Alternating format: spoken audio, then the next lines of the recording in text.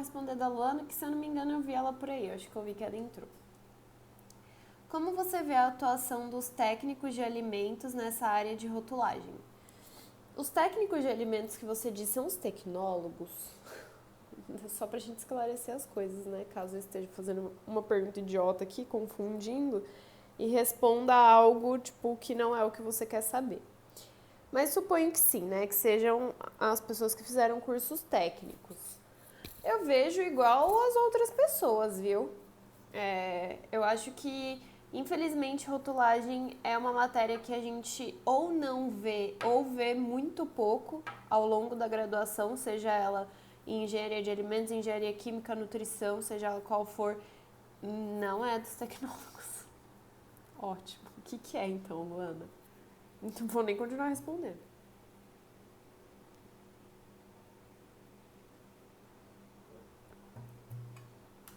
Tá, um técnico de alimentos é diferente de um tecnólogo de alimentos? Tá aí uma novidade pra mim, não sabia? Me explique, Luana, que você está me contando uma novidade. Boa noite, gente, pra quem tá chegando agora. Sejam bem-vindos.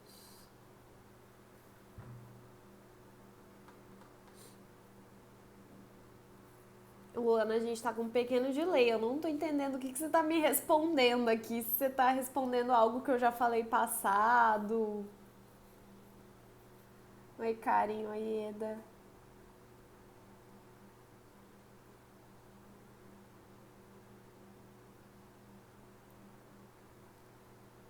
Luana, não sei. Vou responder no geral sobre profissionais, tá? Profissionais de qualquer área, porque é o que eu sempre falo aqui. Não importa a sua formação, tá? Desde que você seja formado em algo que te permita trabalhar na indústria de alimentos, você tá apto a trabalhar com rotulagem.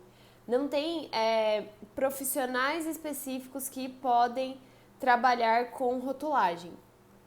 Então, eu sou engenheira de alimentos, eu posso atuar na indústria de alimentos, mas eu não posso fazer rotulagem.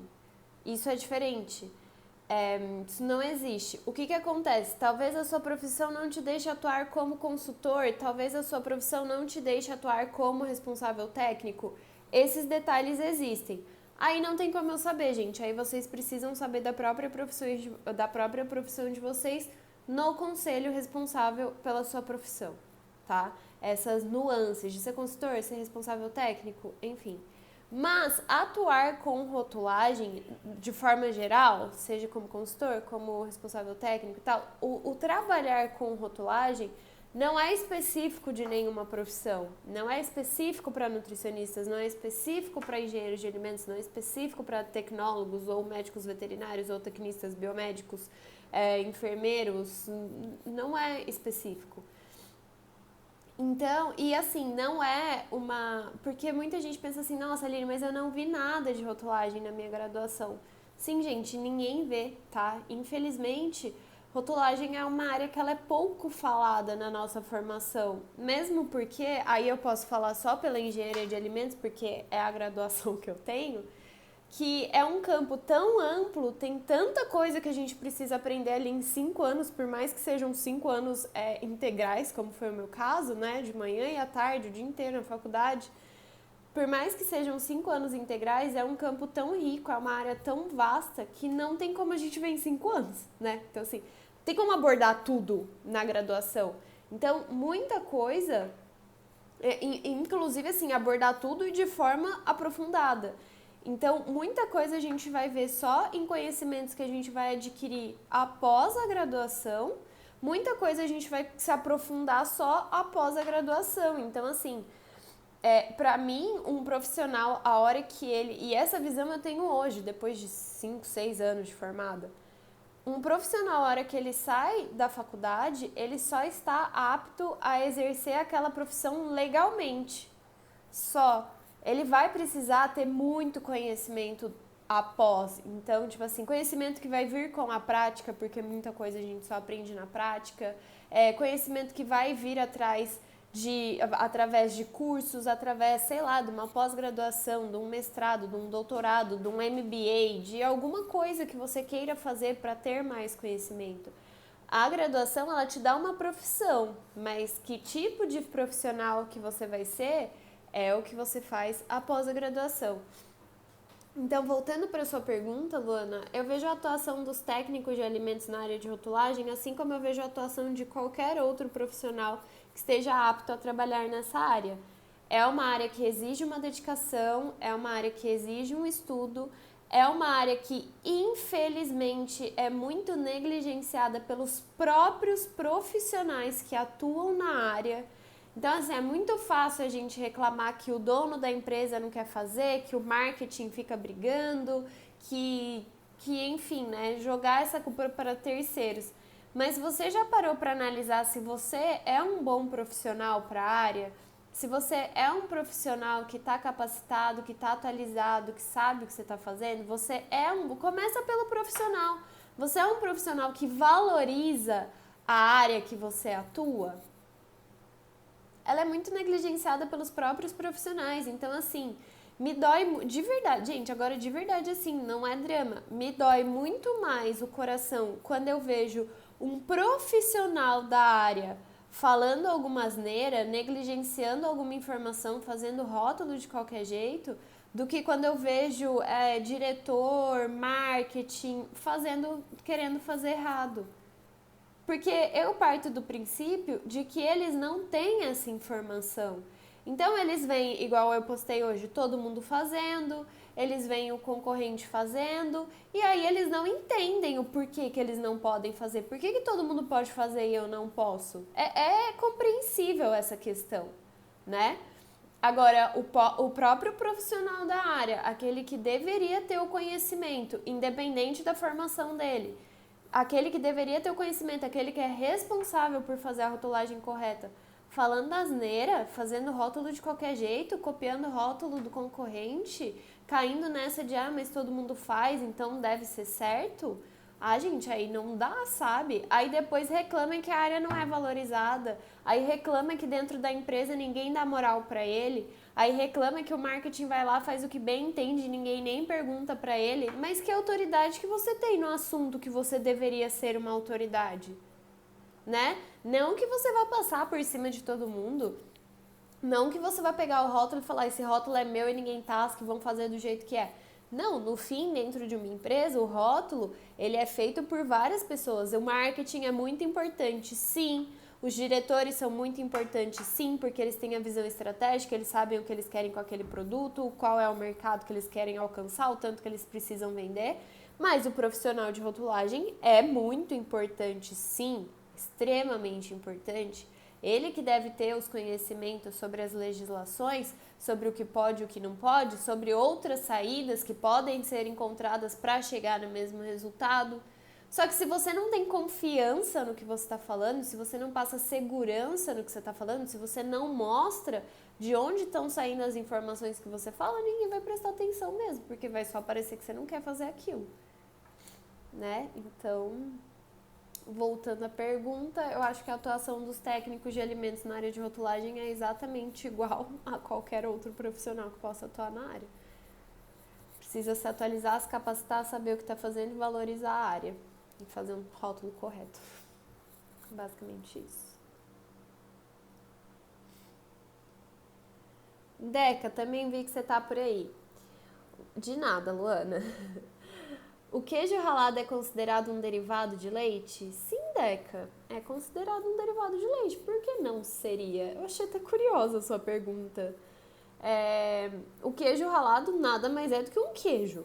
Ponto. E queijos são derivados de leite. Ponto. Logo, um queijo ralado é um derivado de leite. Ponto. Tá? Deixa eu pensar em alguma coisa pra falar. Assim como leite em pó, tá, gente? Vou aproveitar aqui o gancho para dar essa informação, caso alguém não saiba. Leite em pó é considerado derivado de leite, não é leite, ok?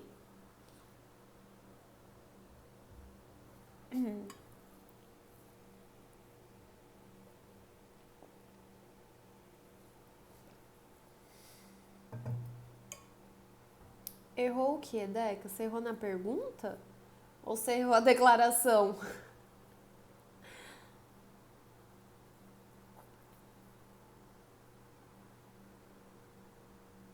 Ah, você pensou só pelo ser ralado? Não, ser ralado não interfere em nada. É um queijo.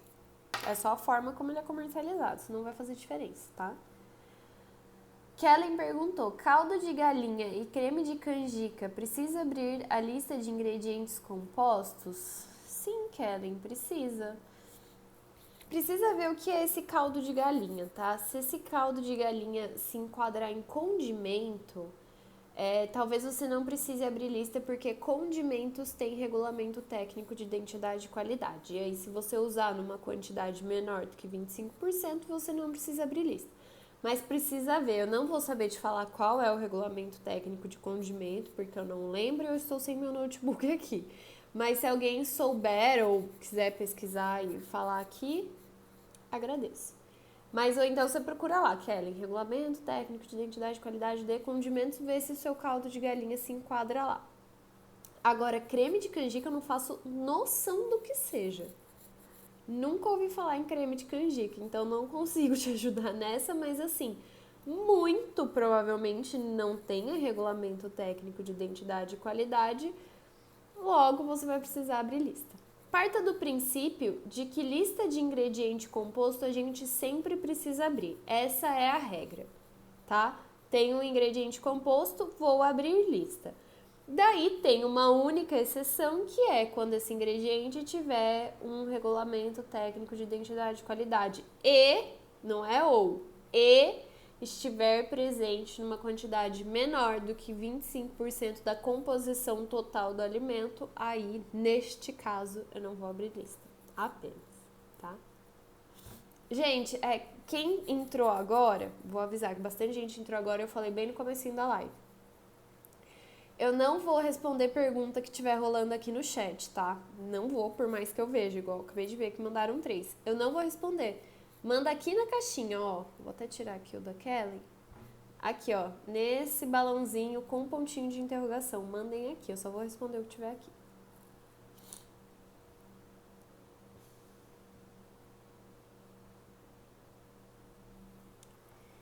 Lili mandou: pão australiano deve ser pão tipo australiano na denominação de venda? Lili, eu gostei muito dessa sua pergunta, porque é muito comum a gente ver erro de denominação de venda pelo uso da palavra tipo. Não, nesse caso, por exemplo, não se usa pão tipo australiano. Por quê? O tipo, ele é usado quando a gente tem... Como que eu vou explicar isso? Deixa eu formular essa resposta. O tipo ele é usado para indicar uma denominação geográfica. É que eu não me lembro se está exatamente assim na legislação. É RDC 259 isso, tá, gente? É basicão do basicão, mas é um detalhezinho da RDC 259. Então, o tipo, ele indica uma denominação geográfica. Então, é geográfica para algo que é realmente definido. Então, quando que eu vou usar tipo? Quando eu tenho um queijo tipo brie, por exemplo, né? Que é o exemplo que eu sempre uso, inclusive. Então, o queijo brie, ele é um queijo muito específico de uma região da França, feito de uma certa forma. Tem toda uma questão. O queijo brie, ele é definido, tem os padrões do queijo brie. E uma das questões para que ele seja queijo brie é que ele seja feito lá em Brie, na França, é uma região da França. Então ele tem que ser feito lá para ser queijo brie. Qualquer outro queijo que seja feito fora da região de Brie, mesmo que siga todas as características, mesmo que traga os ingredientes de lá, mas que, por exemplo, que seja feito aqui no Brasil, com ingredientes franceses, com toda a tecnologia francesa, do jeitinho francês, mas foi feito aqui no Brasil, ele já não pode ser um queijo brie, ele é queijo tipo brie. Isso acontece muito com queijo, gente. Queijo emmental, gruyère, aquele outro que é parecido com brie, camembert, tudo isso, mostarda Dijon. Mostarda Dijon também tem que ser a mostarda lá da França, feita lá na França, sobre todas as características da mostarda Dijon lá na França. Se eu faço uma mostarda Dijon aqui no Brasil, ela é mostarda tipo Dijon. A mesma coisa acontece com champanhe, né? Por isso que fala que champanhe é só feito, aquele feito na região de Champagne lá da França. Só que aí a gente não pode usar o tipo, tá? Não existe bebida tipo champanhe. Mas é um exemplo de alimentos e bebidas, no caso, que são muito específicos de uma região. Então, assim, pão australiano não é um pão da Austrália, não é um pão que é o pão feito lá na Austrália, todo regulamentado, certinho, nananana. Ele é um tipo de pão, é igual o pão francês, né? Pão francês não é um pão feito na França, que não sei o que, não, pão francês, inclusive, é um pão brasileiro. Então não existe tipo nesses casos. E é muito comum ver assim, rosca tipo de coco. Não existe isso. Deixa eu ver o que mais que eu vejo. Biscoito tipo polvilho. Não, sabe? O tipo, ele é muito específico para denominação geográfica. Então, você está indicando que você está copiando, né? Você está reproduzindo características de um produto específico, porém fazendo ele em outra região, tá? Não é só aqui no Brasil, mas, por exemplo, se você vai importar um queijo brie italiano, ele vai ser queijo tipo brie igual, porque não foi feito em brie na França. Então, essa é a questão do tipo, e ele é usado muito errado, tá? Bolo tipo Marta Rocha. Não, sabe? Não. Então, pão italiano também. Normalmente o tipo ele vai ser usado para queijo, para mostarda. Acho que é isso. Eu vejo também usarem linguiça tipo calabresa. Essa é uma questão. Eu vou até olhar melhor eu vou fazer um post sobre isso, inclusive, porque eu acho que é um assunto muito interessante. Inclusive, se eu não fizer, me cobrem, porque esse post é muito bom. Então, a Stephanie mandou aqui linguiça. Presunto parma também. Mas a linguiça tipo calabresa, eu não sei se enquadra. Porque senão, nenhuma linguiça feita. Então, é que eu preciso ver a origem da linguiça calabresa, porque eu não sei se é algo brasileiro, mas daí tá fazendo no Brasil, entendeu? Tem que ver essas questões. Ele é geográfico, o tipo. Por isso que eu não sei se a linguiça tipo calabresa se enquadra, se é correto, tá? E esse tipo, que é outra coisa que é um erro muito comum também, ele não pode estar disfarçado. Então eu não posso escrever queijo gigante, tipo pequenininho, brie gigante, tá? Ah, a Grace mandou que o tipo calabresa tá no RTIQ. Tá, beleza. Então esse tipo do calabresa, ele deve ser até outra coisa. Eu vou olhar certinho depois. Eu vou colocar esse exemplo no post. Me cobrem o post do tipo com o exemplo da calabresa. Porque daí eu olho na legislação, para não falar asneira aqui, porque eu tô sem meu notebook, senão eu olhava aqui agora. Mas daí eu formulo certinho esse pensamento do tipo calabresa, tá, gente? E aí eu até perdi o que eu tava falando antes. Porque daí eu vi que a Grace mandou aqui que tá no RTQ, tipo calabresa, e eu fui pra outro lugar.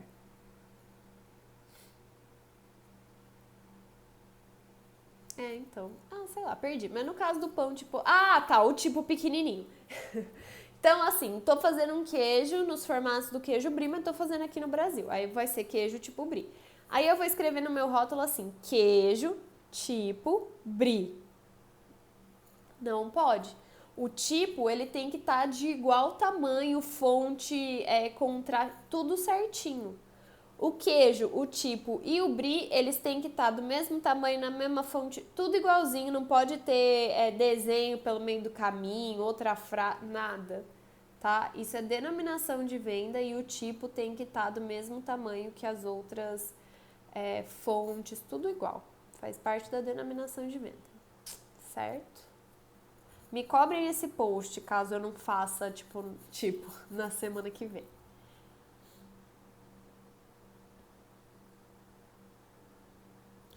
Ó, a Regiane mandou. Já vi que linguiça calabresa é condimentada com pimenta calabresa e criada no Brasil. Inspiração de uma linguiça da região da Calábria, na Itália. Então, era isso que eu queria ver. Eu acho que é bem por isso que o tipo é usado de outra forma na linguiça calabresa. Porque eu acho que ela é daqui. É uma coisa brasileira. Mas eu vou ver certinho na legislação e monto esse pensamento melhor em um post para vocês, tá? Mas o tipo ele é usado para denominação geográfica, não é para qualquer coisa aleatória aí. Então, tipo, é difícil existir um pão tipo italiano, já que não existe um pão italiano específico, não tem regulamento técnico de pão italiano não vem da pão australiano não vem da Austrália, não é uma coisa típica de lá, de uma região, nada disso. Não tem uma forma certinha de fazer um pão australiano, então não existe pão tipo australiano, tá? Ai, meu nariz tá trancando, que maravilhoso.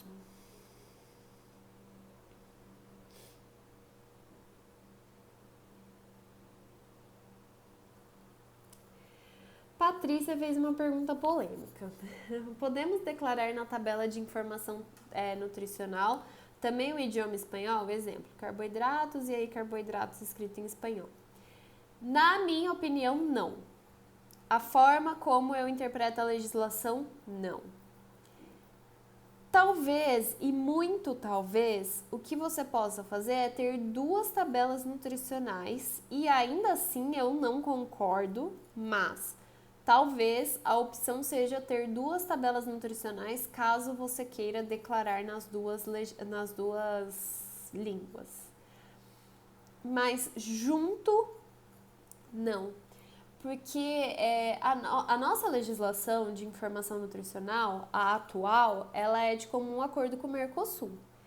E tanto na legislação geral do Mercosul quanto na nossa, que foi trazida para o Brasil, que é a RDC 360, ela diz que a informação nutricional tem que estar no idioma onde o negócio vai ser comercializado. Então, assim, se é comercializado no Brasil, tem que ser declarado em português. Se é comercializado na Argentina, tem que ser declarado em espanhol, tá? Eu não vejo uma brecha, muito menos a legislação afirmando que você possa fazer isso. Muito pelo contrário, eu vejo a legislação dizendo que tem que estar na língua oficial do país. A língua oficial do Brasil é o português, então produtos comercializados aqui tem que estar em português, tá? Quando a empresa vai exportar e quando é para países do Mercosul, eu ainda entendo ter as duas línguas, tá? Ah, só quero fazer uma, nananana. Só que, tipo assim, gente, a gente precisa partir do princípio de que as legislações não são iguais para todos os países. Então, não adianta se iludir achando que você vai fazer um rótulo em duas línguas e que ele vai servir para você exportar. Não vai, tá? Até as legislações que a gente tem aqui no Brasil, nem todas são de comum acordo com a do Mercosul. Por exemplo, alergênicos não é. Então já parou por aí, não adianta você declarar alergênicos em espanhol, porque não necessariamente você vai estar atendendo a legislação do país que você está exportando, né? Muito pior quando quer passar para o inglês, quer passar, sei lá, para o italiano. Não, gente, as legislações são diferentes, sabe?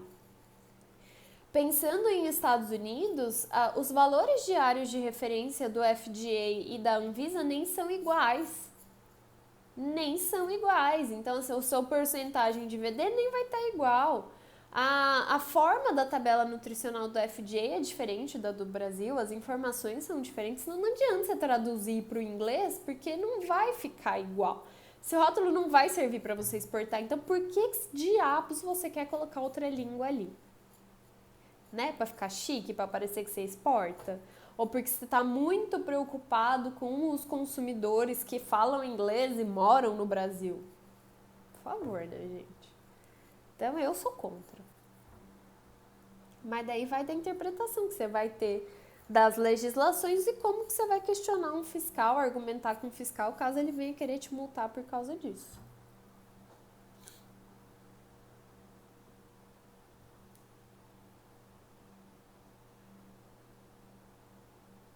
Nossa! Totalmente especulação isso aqui, né, Lu? Vou apresentar meu TCC sobre rotulagem nutricionais. Qual perguntas você acha que podem fazer? As que você mais recebe. Mas as que eu mais recebo provavelmente não são as que o seu professor vão fazer, a banca do seu TCC vai fazer. Muito provavelmente não, porque as que eu mais recebo são extremamente básicas e eu espero que isso já esteja no seu TCC a ponto deles não precisarem te perguntar isso. Então, eu não sei, ainda mais você me dando uma referência só sobre, tipo, meu TCC vai ser sobre rotulagem nutricional. Tem muito campo para você é, abordar de rotulagem nutricional. Qual que é o contexto do seu TCC? Você vai falar só sobre a rotulagem nutricional que a gente tem aqui hoje, das legislações? Você vai fazer um comparativo da atual com a nova que vai vir? Você vai fazer uma da visão dos consumidores, da visão dos profissionais, da visão da indústria? Tipo, o que você vai fazer? Eu acho que eles vão te perguntar muito mais sobre o contexto em si do que sobre regras de rotulagem nutricional, porque acredito que isso já vai estar no seu TCC. Então, seria completamente especulação. Eu só poderia falar o que eu te perguntaria se eu estivesse na banca do seu TCC, e mesmo assim eu precisaria saber do contexto do seu TCC e do que você iria apresentar, porque provavelmente eu te perguntaria algo que viesse na minha cabeça durante a sua apresentação, para você me explicar melhor alguma coisa que eu talvez ache que você não explicou tão bem. Não sei, talvez eu te pedisse algum exemplo, se fosse o caso, de aplicação. Eu não sei, eu te perguntaria algo do contexto do seu TCC. E eu apresentei meu TCC há, sei lá, 5, 6 anos atrás, então não consigo nem lembrar mais ou menos que pergunta que me fizeram. Eu nem me lembro de terem perguntado nada, pra ser bem sincera mesmo, assim, então não sei te ajudar.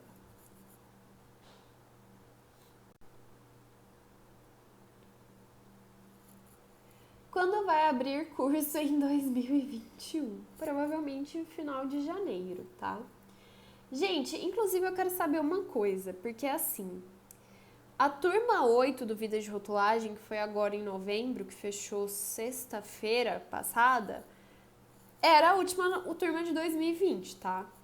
Última turma de 2020, inclusive anunciei isso, última turma de 2020. Só que, gente, tá absurdamente alta a quantidade de gente falando: ai, fiquei de fora, tem como abrir agora, meu cartão virou, agora eu tenho dinheiro, eu juntei, eu recebi, eu não sei o que, não sei o que, não sei o que. Vocês querem que abra uma turma agora em dezembro? O que vocês acham? Quero saber de vocês, porque assim, a gente não ia abrir mesmo. Não ia abrir. Mas tá absurdo. Toda vez que eu fecho turma, começa a pingar o pessoal que ficou de fora, que chegou no meu perfil, tipo, no dia depois que eu fechei, e aí pega meio que os conteúdos que ainda estavam vindo de sexta-feira, e aí fala: meu Deus, você tem um curso, eu quero fazer, como é? Então, tipo, é normal ter essas pessoas que logo depois que fecha uma turma pedem. Só que tá bem alto o número de gente que ficou de fora e que quer. Então, assim, me falem, vocês querem que abra? Só que assim, gente, se eu for abrir turma agora, vou deixar bem claro aqui pra quem tá na live. Se eu for abrir turma agora, em 2020 ainda, tipo ali, tem que ser esse mês, né, gente? Já estamos em dezembro. Meu Deus, como que eu vou terminar meu ano? A gente não tem nenhum mês, tá? Vai ser, tipo, poucas vagas pra vocês, tipo, entrarem como se fosse VR8, tá? Então, não vou abrir turma como normalmente com a quantidade de vagas que normalmente uma turma tem, porque não tem como. Eu nem evoluí a turma 8 ainda. A gente vai. Inclusive, gente, primeira live do Vida de Rotulagem em dezembro vai ser dia 16, tá? Vai ser na semana do dia 16, na quarta-feira. Eu vou avisar vocês melhor. Mas quem é VR8 já vai entrando na comunidade do Facebook, que as lives acontecem por lá. E todos os meus VRs já vai agendando na agenda, né? Já vai anotando na agenda que a live vai ser provavelmente dia 16. É na quarta-feira da semana do dia 16, acho que é dia 16 mesmo. Mas assim, é isso. A Carininha falou, abre em janeiro. Em janeiro vai ter, tá? Fim de janeiro era o que estava programado para ser VR9. Mas daí eu quero saber se vocês estão interessados em tipo, abrir algumas vagas para 8 agora. Quero saber de vocês. A Cris falou, dia 16 tem o Platinum. Cris, eu vou mudar. É porque eu não falei com vocês ainda, mas eu vou mudar o 16, o Platinum, pra 9 agora, porque daí a gente comemora o aniversário da Thay e da Diana, que são 2 Platinums que fazem aniversário essa semana. Então eu pensei em mudar. Por isso que eu já tô jogando aqui na live, nem falei com vocês ainda. Mas como a ideia surgiu do nosso encontro do Platinum, eu pensei e decidi trocar. Acho que vocês não vão se opor, né? Então é isso.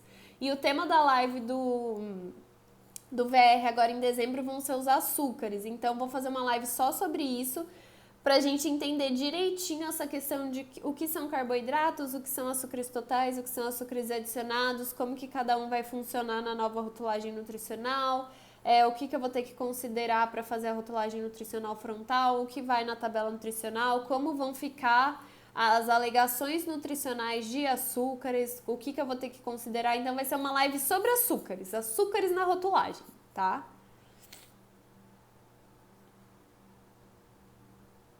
Eu tô vendo um pessoal que já tá se programando pra entrar em janeiro. Seu curso é para quem não sabe quase nada ou é para pessoas com mais conhecimento? Eu sei que tem VRs aqui na live, então eu vou deixar vocês responderem, gente. Quem é VR aí? Do 1 ao 8, porque eu sei que tem desde a 1 aqui, porque eu vi Dona Grace, até a 8, porque eu vi gente que mandou aqui VR 8. Tá? Minha percepção. Mas vocês mandem a de vocês, sincerão. Vocês sabem que aqui é tudo sinceridade, gente. Então, se vocês acharem que não é alguma coisa que eu falei, pode mandar aí no chat. Minha visão mesmo, é o que a Cris falou, é pra qualquer um. Por quê? Eu falo que o Vida de Rotulagem, ele vai do 0 ao 100. Então, você começa aprendendo hierarquia da legislação, o que é uma legislação, onde que eu encontro, como usar a biblioteca, como usar o Sysleges. Agora tá meio defasado esse vídeo porque eles estão mudando o sistema, né? Mas, então vem desde o comecinho e lá no módulo 5, que é o último módulo obrigatório, tem rotulagem de suplementos, rotulagem de orgânicos, rotulagem de alimentos para fins especiais, rotulagem de alimentos com alegações funcionais. Então, a minha ideia com o Vida de Rotulagem é que ele vem sendo construído. Então, desde o comecinho até as informações mais complexas da rotulagem. E aí tem todo o suporte do curso. Então, assim, durante esse 1 ano de acesso, você tem acesso à comunidade, tem acesso à plataforma do Hotmart, que tem todo o suporte. Então, você deixa a sua dúvida lá. A gente normalmente responde em 1 dia. Se demora um pouco mais é porque exige uma pesquisa maior e tal. Daí não tem como responder em 1 dia, porque a gente também está pesquisando. Mas é para todo mundo, tá? Tem as lives, tem as aulas ao vivo, que eu trato alguns assuntos mais específicos. Então, por exemplo, eu já fiz uma live no Vida de Rotulagem só sobre rotulagem de suplementos, que teve mais de 2 horas. Já fiz live montando um rótulo do zero, já fiz live...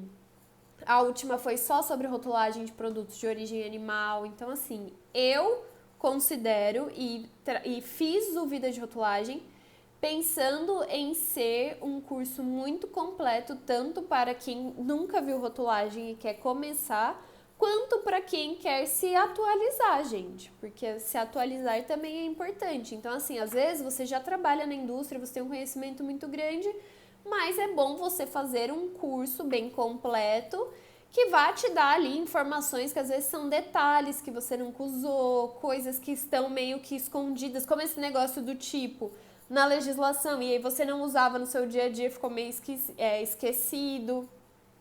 Então ele é para todo mundo mesmo, tá? Deixa eu ver o que minhas alunas estão mandando, minhas VRs. Cris falou pra qualquer um, Drica falou ambos, Carininha falou, responde minha pergunta que eu deixei na caixinha. Eu tô indo em ordem. Cris falou qualquer um, é pra todos. Ana Lúcia falou, é pra quem quer aprender, ser ótimo profissional, exatamente. Pra todos, é bem completo, disse Karina. Glau falou, pra todos, muito completo o curso. Deca falou, nossa, é pra todos, é muito completo. Cris falou, para todos, desde iniciante até experientes. Deca falou, faço rótulos há anos e não vi tudo ainda. Rita falou, é para qualquer um que quer aprender sobre rotulagem. É isso. Obrigada, gente, que bom. Então estamos alinhados. O que eu pensei está sendo mostrado no vídeo de rotulagem. Ai! E lembrando que estou me programando para regravar este curso ano que vem, porque ele me dá desespero, porque eu não identifico quem é aquela pessoa passando conteúdo para vocês. Então vou regravar, vou deixar ele mais dinâmico, inclusive aceito feedbacks dos meus alunos que já fizeram as aulas, que estão acostumados com a vida de rotulagem. Se vocês tiverem opiniões, se vocês tiverem algo para pontuar, Aline, faz isso, que essa é legal, muda aquilo, nananã, super bem-vindo, tá? Aproveitem.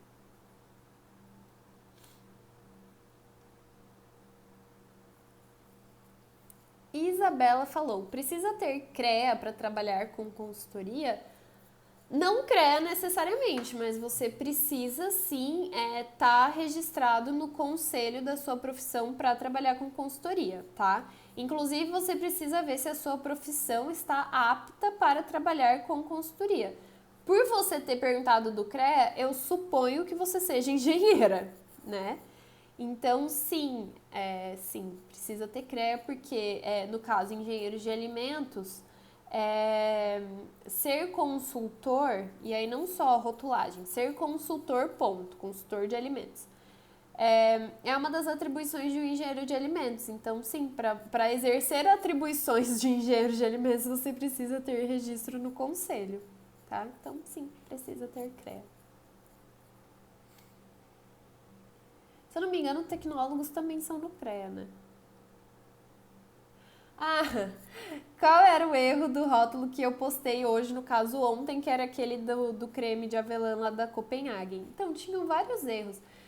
Na realidade, gente, é que eu postei a parte que o Augusto me marcou, mas se vocês tivessem ido lá no Instagram dele, ele tinha postado o restante do rótulo e tal, e inclusive ele deixou uma caixinha e eu apontei todos os erros lá e ele repostou com fotos minhas, ainda fez tipo uma história em quadrinhos com fotos minhas, balõezinhos e as respostas que eu deixei. Muito criativo, senhor Augusto.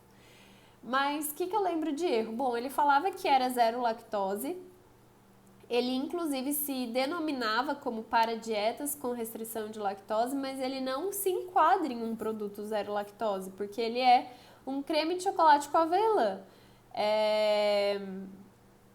Lívia mandou aqui, CRQ dos tecnólogos. Então, tem essa tretinha aí de CRQ e CREA, viu? Porque engenheiros de alimentos podem se cadastrar no CRQ também, mas o certinho mesmo é no CREA, e para os tecnólogos é a mesma coisa.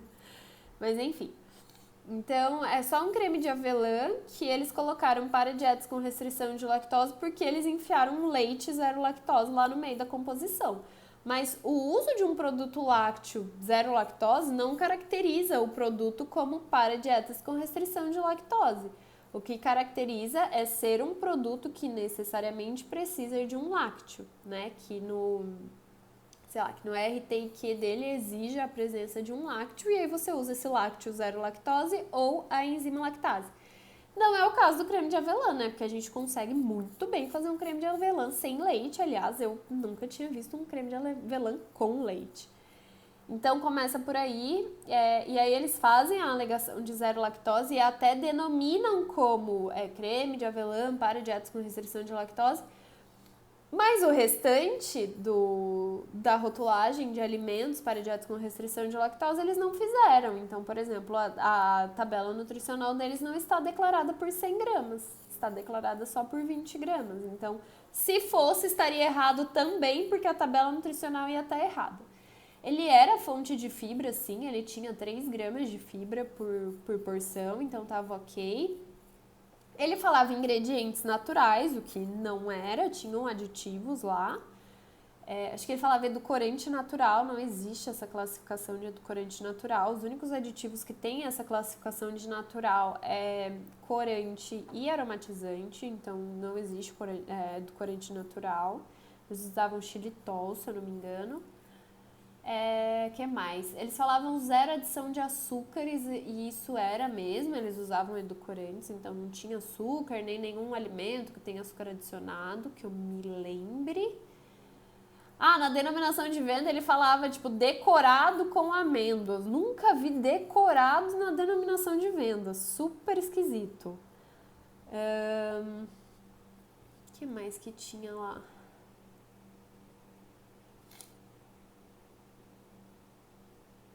Que eu me lembre, acho que isso.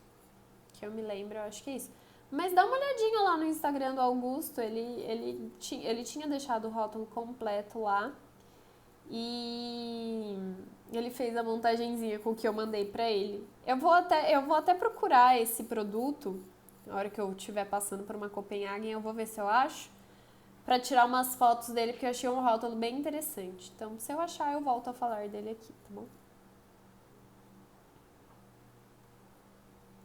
Isa, perdeu. Começamos a 43 minutos.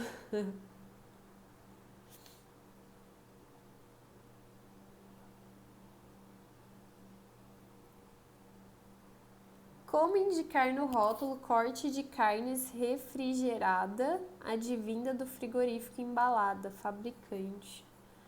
Não entendi sua pergunta, Patrícia. Você tá aí pela live? Me explica melhor essa pergunta aqui que eu não entendi, não. Meu nariz vai começar a escorrer. Produtos lançados esse ano precisam já adequar a nova rotulagem? Não, não.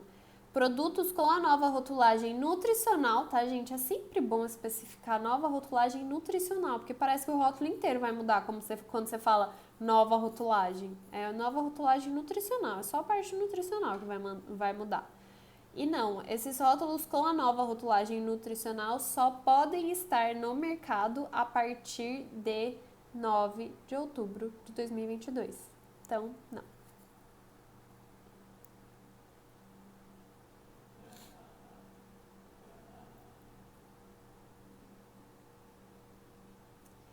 Putz, o que significa FOP? A dica perguntou. Putz, qual que é uma sigla de inglês. Como que era?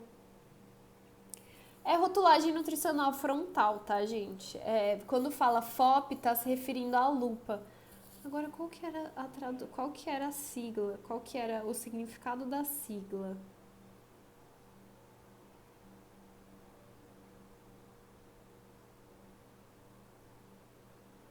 Front of product. Eu não lembro. Eu não lembro. Será que eu vou ter anotado isso em algum lugar? Eu não lembro exatamente qual é o significado da sigla, mas sempre que você ouvir alguém falando FOP, tá falando da lupa da rotulagem nutricional frontal. É isso. Mas não vou lembrar o que é agora.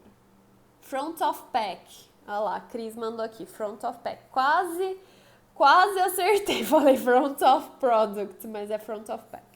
Então é isso. É frente do rolê. Traduzindo. Literalmente.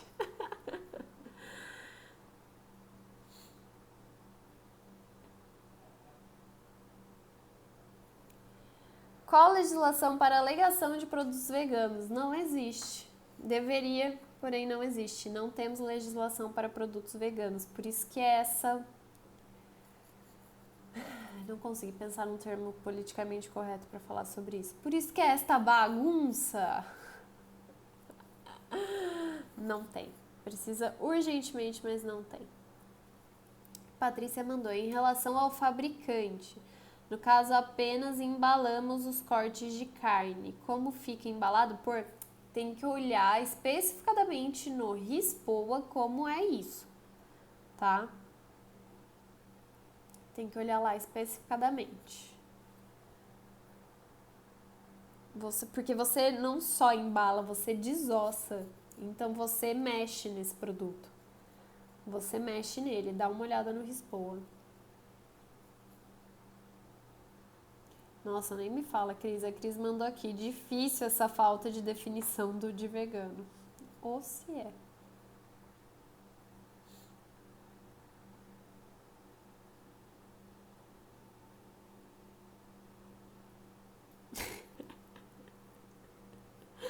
Ai, gente, eu não tô aguentando o uso do pode conter. Eu não estou aguentando o uso do pode conter. É igual o pode conter traços de sal.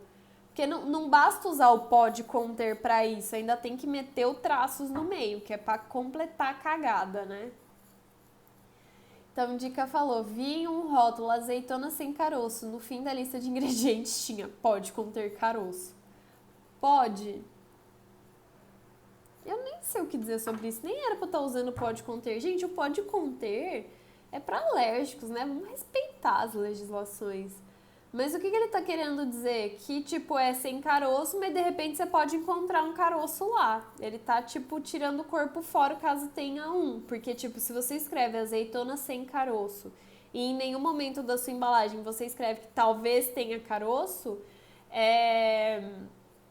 e aí você acha, nem que não seja uma azeitona com caroço, mas um caroço perdido lá dentro do seu pote, você pode processar a empresa por induzir o consumidor ao erro, alegação falsa, tal, porque tinha caroço. Então é pra se livrar disso, mas cara, pode conter, sabe? Eu acho que podia usar outro termo, não uma coisa que tá ligada a alergênico, sabe? É igual pode conter traços de sal. Eu já até postei aqui uva pode conter, uva sem semente pode conter traços de semente. Então,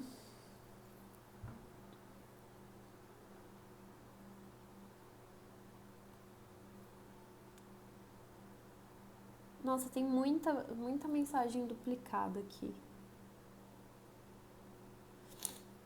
Outra polêmica, sobre produtos vegetais com nome de produtos de origem animal. Fraude? Não é fraude, Renata. Fraude não é. Mas é uma briga, porque assim, eu particularmente acho muito errado você chamar de hambúrguer algo que seja feito de ervilha. Por quê? Porque eu sou contra produtos plant-based, veganos?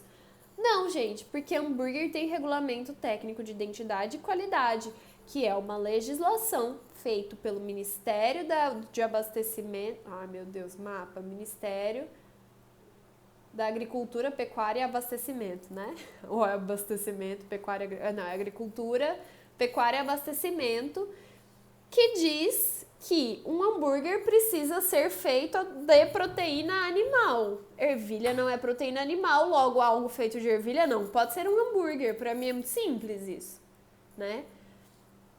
Assim como o que vem da soja não é leite, assim como uma linguiça não pode ser feita de soja, assim como não existe carne de frango feito de ervilha.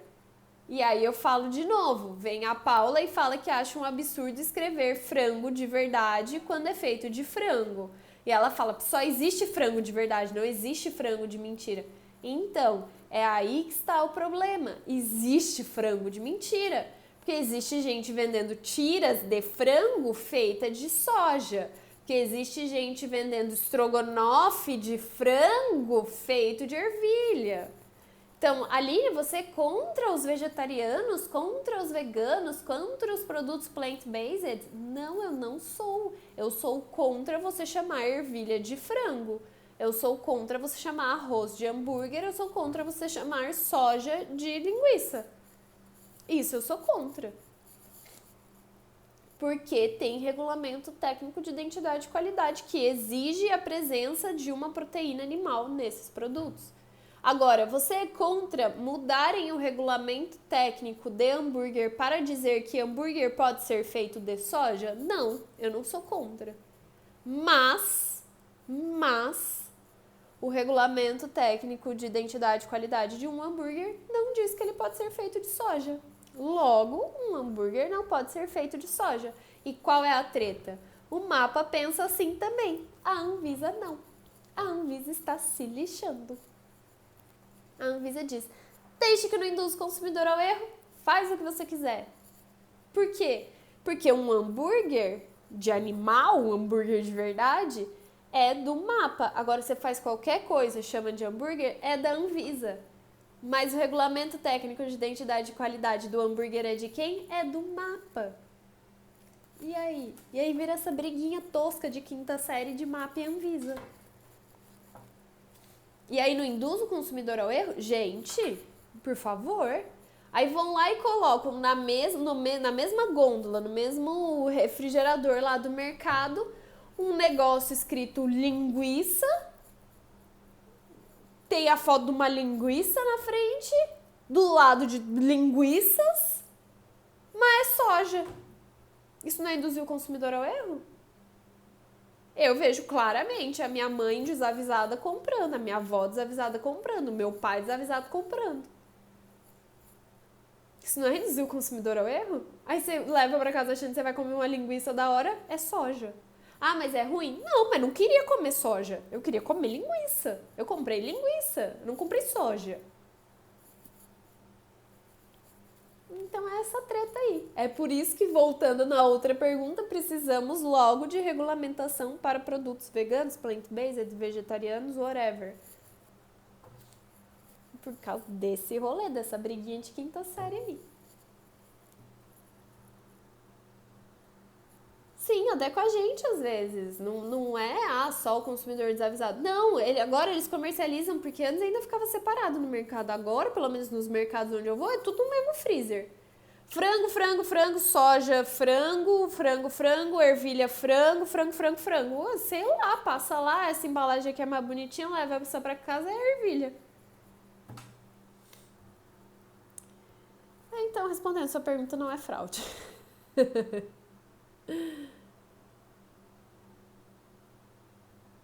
É, carne de jaca. Gente, não existe carne de jaca, sabe? Tipo, não existe frango de ervilha.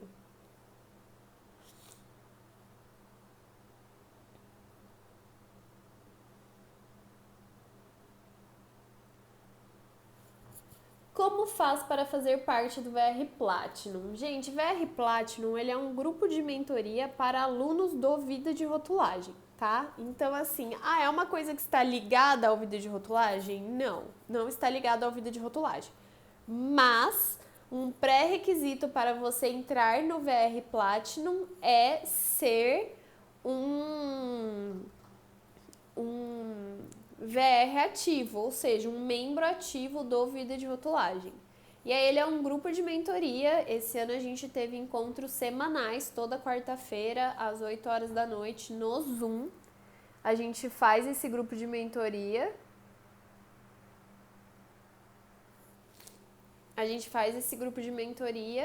E conversa sobre assuntos específicos da rotulagem. Então a gente já falou sobre a nova rotulagem nutricional, a gente já analisou 2 rótulos de integrantes do VR Platinum, então elas mandam um rótulo e a turma inteira analisa, dá os pitacos, questiona as coisas e a gente fica lá devagando, falando sobre a rotulagem. A gente já falou sobre o que mais? Me fugiu todos os assuntos. Mas enfim, é isso. É um grupo de mentoria que inclusive está muito legal. Eu aprendo muito com as meninas. As meninas têm gostado, então estou recebendo um feedback muito bom. E é muito bom porque assim, todas gostam muito de rotulagem, óbvio, e cada uma está em um momento da carreira. Então tem algumas que estão começando, tem outras que já estão há mais tempo. Tem as meninas que trabalham na indústria, tem as meninas que trabalham com consultoria, então tem uma diversidade muito grande de conhecimento, de experiências, então é muito bom, é muito enriquecedor cada encontro do VR Platinum. Tipo assim, eu amei, amei, amei, amei. Mas não está com inscrições abertas.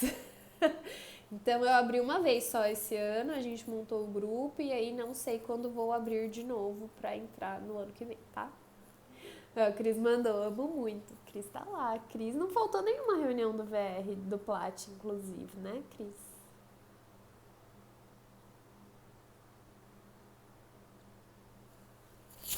Preciso declarar as especiarias na lista de ingredientes ou posso colocar só especiarias? Você pode colocar só especiarias.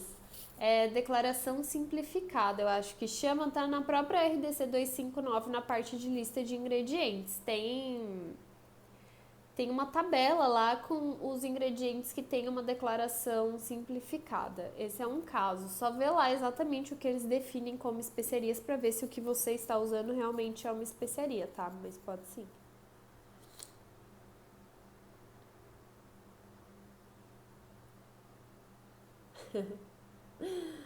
Drica mandou, ainda não consegui terminar meu curso, sou VR6, qual é o prazo para terminar? 1 ano, Drica, 1 ano contando a partir do dia que você comprou, tá? Então 365 dias, dá tempo de sobra para você terminar, fica tranquilo.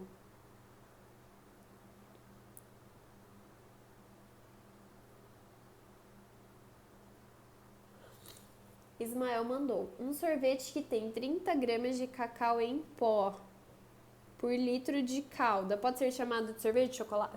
Sorvete sabor chocolate? Não é isso que vai definir, Ismael. Vai ser sorvete sabor chocolate se o sorvete tiver aroma de chocolate, tá? No seu caso, você tem cacau em uma calda. Então, não vai ser sorvete, vai ser a calda. E cacau.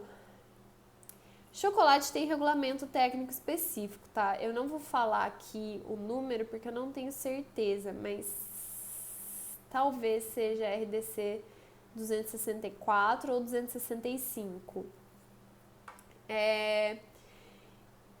Então, veja certinho qual é o requisito para ser considerado chocolate, tá?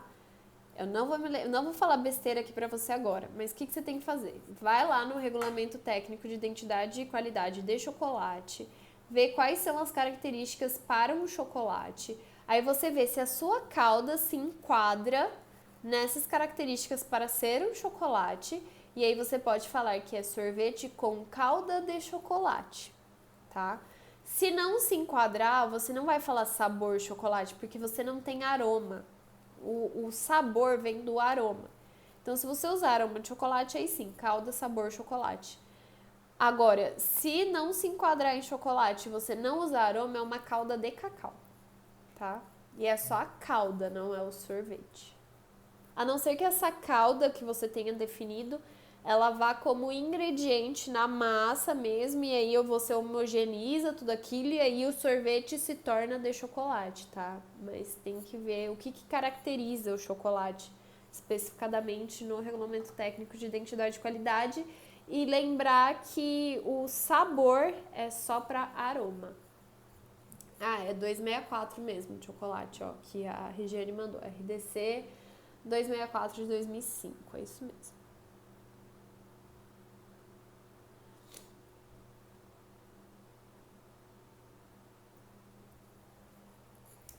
Boa tarde, boa noite, Weberson.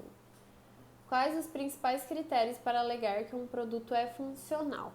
Para você alegar que um produto é funcional, você precisa comprovar que o produto tem aquelas qualidades, não são qualidades, aquelas propriedades que você quer alegar. Então, se você quer falar que o seu produto, por exemplo, ele dá energia, você tem que comprovar que o seu produto especificadamente dá energia. Não adianta assim, pó de guaraná dá energia, logo o meu produto tem pó de guaraná, logo ele dá energia. Não, você precisa comprovar que o seu produto especificadamente, aquela formulação, o seu produto final, dá energia. A partir do momento que você comprovou isso, você vai entrar com um pedido na Anvisa para que o seu produto possa ter alegações funcionais. Aí você vai ter que ir lá, entrar com o processo, mandar todos os estudos que você fez, blá, blá, blá, blá, blá, blá. A Anvisa vai analisar se o seu produto realmente tem aquela alegação e aí ela vai liberar uma alegação para você e você vai ter um registro na Anvisa. Então isso é demorado, isso custa caro e isso não é fácil. Então é por isso que normalmente quando você vê produtos aí aleatórios que falam que dão energia, que emagrece, que desincha, que isso e aquilo, que salva a sua vida e te deixa magro e lindo e maravilhoso e com o cabelo bom, com a pele boa, eles estão fazendo alegações funcionais falsas e isso é errado, tá?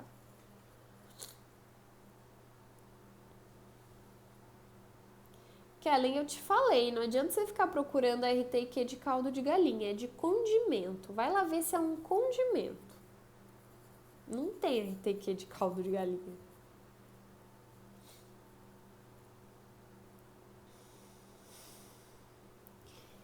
Glenda, não, é obrigatório ter quem produz, tá? Quem faz. Isso é obrigatório. É importante ter outras fábricas que façam parte do processo. Então, assim, por que normalmente tem produzido e distribuído? Porque quando tem produzido e distribuído, é porque você terceirizou uma empresa para fazer o seu produto, o produto que você vai vender. Então, você não vai querer colocar na identificação de origem só o nome de um terceiro e não da sua indústria. Então, por isso que você acaba... Porque o produzido é obrigatório. Então, essa indústria que você terceirizou vai ser obrigatória estar lá. E aí, você vai querer pôr o seu também. Então, você põe o distribuído. Mas o obrigatório, por legislação mesmo, é o produzido, tá? Então, tipo assim, quem fabrica invasa. Pra bebida tem alguma coisa muito específica desse negócio de invase, tá? Então, se o seu produto for uma bebida, dá uma olhada nas legislações de bebida. Mas produtos em geral, não tem por que você falar quem fabrica e quem invasa, tá? A não ser que quem invasa é quem distribui. Então, assim, não faz muito sentido, não.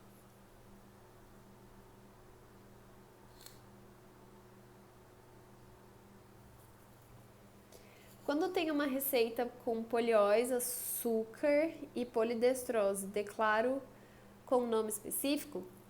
Polióis você vai declarar com o nome específico, então xilitol, eritritol, maltitol, qualquer ol que seja, e a função, tá? Porque é um aditivo. Então você vai colocar edulcorante xilitol,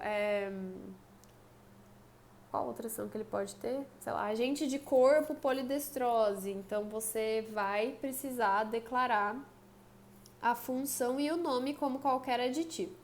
O açúcar, os açúcares, eles podem ser... Não, as sacaroses. Tem que olhar direitinho. Lá na RDC 259, também na lista de ingredientes, na parte de declaração simplificada, o que pode ser declarado como açúcar, tá? Mas açúcar pode ali dentro dessas condições. E a polidestrose também declara como polidestrose a função dela antes.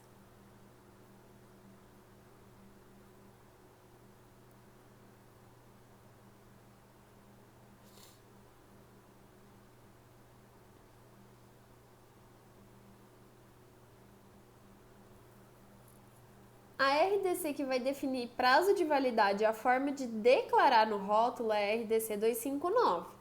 Agora, qual é a RDC que vai definir como que você faz a análise, como que você vai definir isso, eu já não sei, não é de rotulagem, tá? Como declarar isso no rótulo está na 259.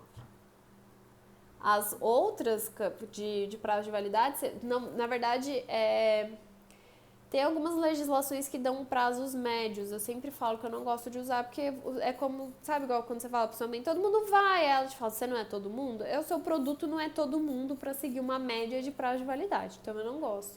Você vai precisar saber as legislações de microbiologia para ver os limites ali que você precisa seguir, vai ter que fazer análise sim, e vai ter que cuidar das características físicas e sensoriais também para não perder durante o tempo da validade.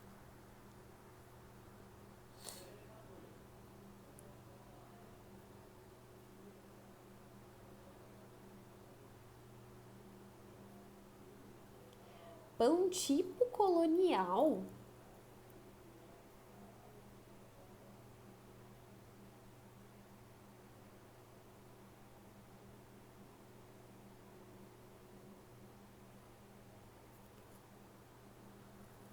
A vigilância da Serra Gaúcha solicitou que você colocasse pão tipo colonial?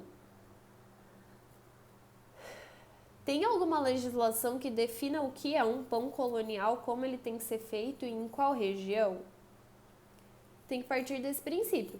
Às vezes aí tem alguma legislação aí própria do Rio Grande do Sul que diz que existe essa definição. E aí, se você não faz de acordo com isso, você tem um pão tipo colonial. Agora, se essa legislação não existisse, nada definir exatamente o que é um pão colonial, como ele tem que ser feito segundo tradições em tal lugar, nananã, o uso do tipo não se enquadra. Você pega a RDC 259, olha lá na parte que fala sobre tipo, vai na vigilância que solicitou para colocar pão tipo colonial e questiona. E pede para eles te explicarem baseado em que eles estão te dando essa autuação. Tá? Pra mim não faz sentido, mas eu sou aqui de São Paulo, então não entendo de Serra Gaúcha, não sei se tem alguma coisa aí, não sei nem o que é um pão colonial. Então é difícil eu te falar com toda certeza. Mas procura saber se tem essa definição em alguma legislação aí de vocês. E se não tiver, ou se você não achar, você pega a 259, quando ela fala de denominação lá geográfica do uso do tipo, grifa, leva pra fiscal e pede pra ela te explicar por que ela tá falando pra pôr pão tipo colonial.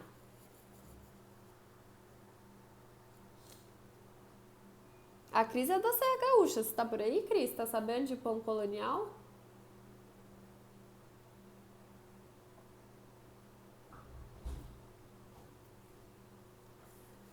Gente, a última que eu vou responder, porque eu vi que tá acabando aqui e meu nariz tá totalmente trancado, tô nem conseguindo falar e respirar ao mesmo tempo. Quer o sensorinho? Não. Sensori? Sensorinho? Quer um nariz novo? Sensori. Eu não quero um nariz novo, eu quero um nariz funcional. Então, desde quando pão feito no forno a lenha é pão colonial? Desde quando, gente? É só um pão feito no forno a lenha. Então, tipo, se eu vou aqui na pizzaria da minha rua, que tem um forno a lenha, e fala assim, oi, tudo bem, eu fiz um pão, você pode assar aí pra mim? Aí ele virou um pão colonial? Colonial da zona norte de São Paulo? Faz muito sentido, né? Todo alimento para dietas com restrição de lactose deve fazer alerta aos diabéticos? Deixa eu lembrar da portaria 29.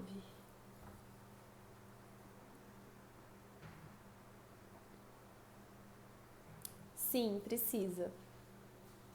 Precisa. Porque ele vai ter glicose, né? Porque a quebra da lactose vira galactose e glicose. A glicose precisa ser avisada e ele é um alimento para fins especiais. Então, sim, todo alimento para dietas com restrição de lactose vai precisar falar para diabéticos. Portaria 29. Gente, é isso. Sobrevivi a 1h10 de live. Também eu achando que eu tô acabando com 20 minutos a live. 1h10. É isso. Vou-me. Muito obrigada a todos que estavam aqui comigo mais uma vez nessa quinta-feira de perguntas e respostas. Eu consegui responder todas, viu, gente? Eu só não respondi aqui o que estava duplicado. E só. E o que não tinha a ver com rotulagem, né? Que daí eu passei mesmo. Só foram todas que estão aqui pra mim, pelo menos. Então é isso, gente. Eu vou lá colocar um sorine no nariz. Sem sudinho.